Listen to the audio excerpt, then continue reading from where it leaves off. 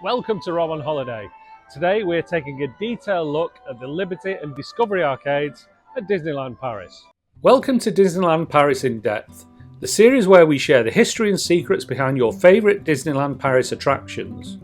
In today's episode, we're delving into one of the more unique Disneyland Paris walkthrough attractions, the Liberty and Discovery arcades.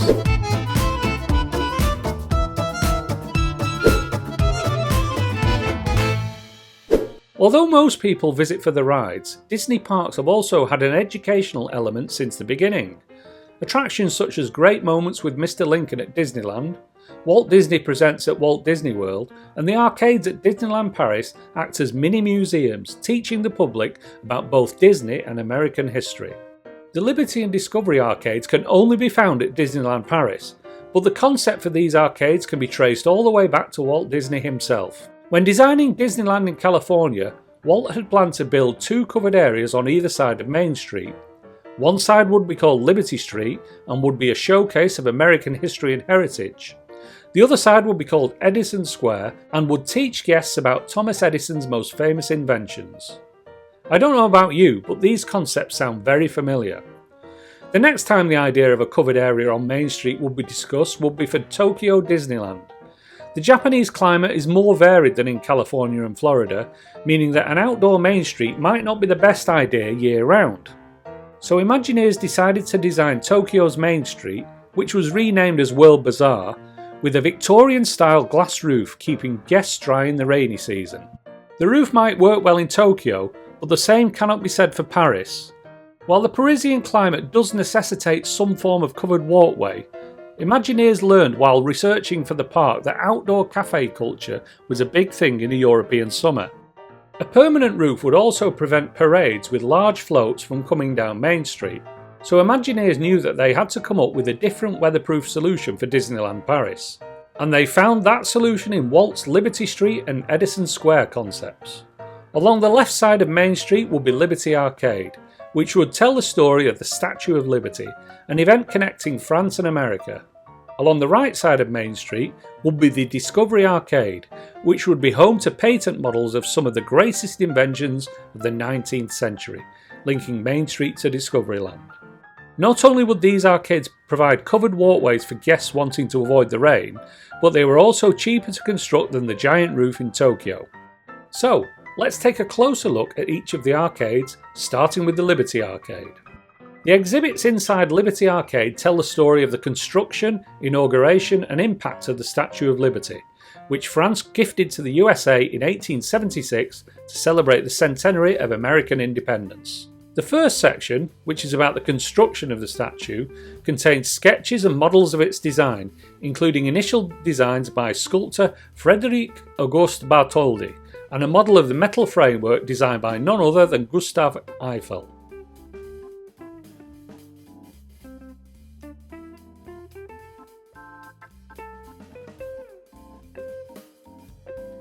At the centre of the arcade is the inauguration section.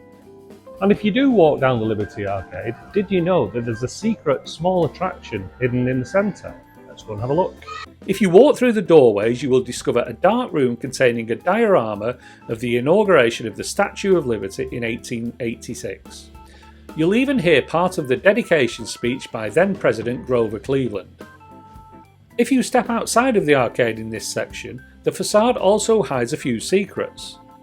Look up and you'll see a stained glass window depicting the statue along with the date 1886, the year of its inauguration. The flag flying above the building features just 45 stars, the number of states in the Union in 1886. The final section of the Liberty Arcade is about the legacy of the Statue of Liberty and contains information about the use of Ellis Island as an immigration centre, as well as the rededication of the statue for its 100th anniversary in 1986. As you exit the Liberty Arcade, you can either head out onto the central plaza towards the castle, or you can take the passageway to the left for a shortcut to Frontierland. In fact, the Liberty Arcade is the start of a long series of covered passageways which allows guests to get all the way from the park entrance to Fantasyland without getting wet.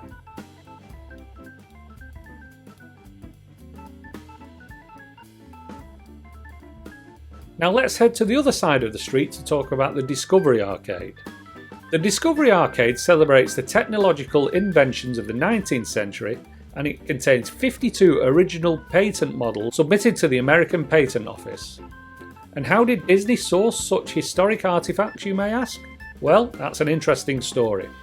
In 1790, President George Washington created the American Patent Office, a place where designers could send sketches and working models of their designs to be approved.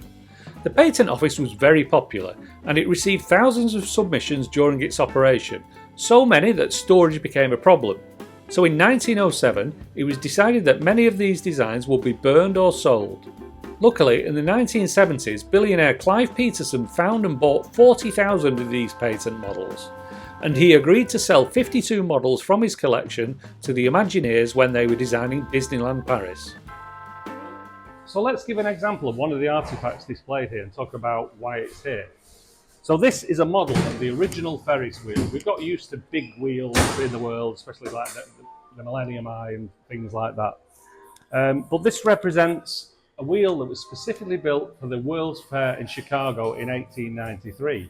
And its history is that the previous World Fair, the Paris Exposition in 1889, featured the Eiffel Tower. Well, how are you going to top that? Well, arguably a Ferris wheel doesn't top that, but at the time they needed something big and to make a bold statement.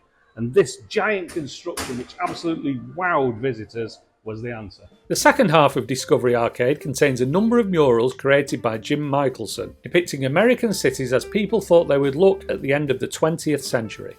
The Discovery Arcade fits seamlessly into the park on both ends.